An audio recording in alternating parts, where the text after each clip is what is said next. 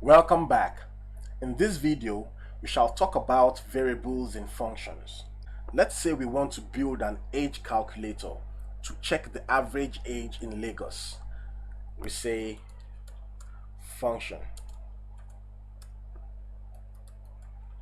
calculator MAge stands for male age,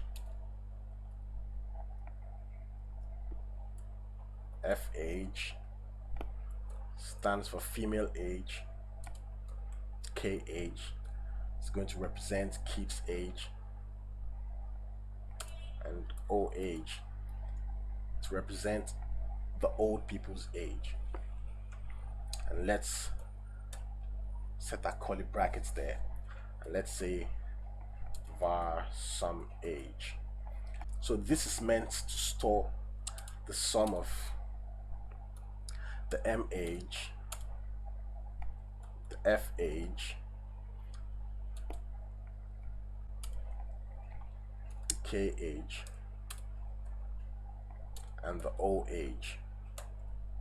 And to calculate the average in this case, all we have to do is divide the sum by 4, because we have 4 items here, 1, 2, 3, 4.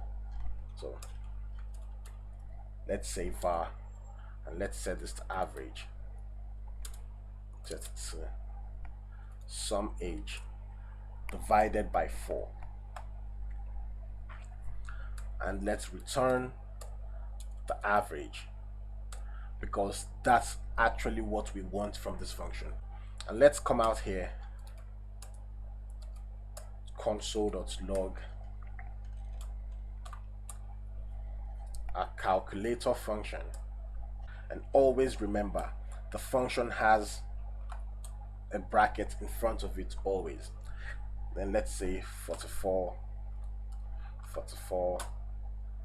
8, and 89. Now let me explain what we have here. These here are the variables, and as we know, variables are capable of storing data. That's why when we come here, we are passing 44 to MAge, we are passing 44 to FAge, we are passing 8 to KAge, and we are passing 89 to OAge. So whenever you pass variables in these brackets and you are calling your functions here and you are calling the function, always ensure to pass in values for the variables so your function can work properly. Now let's run our code to see what we have. As you can see, the average age of everyone in Lagos going by our calculator is 46.25. Also note that some people call it function parameters, some call it arguments. It's all the same. Don't forget to like, don't forget to subscribe, and don't forget to share.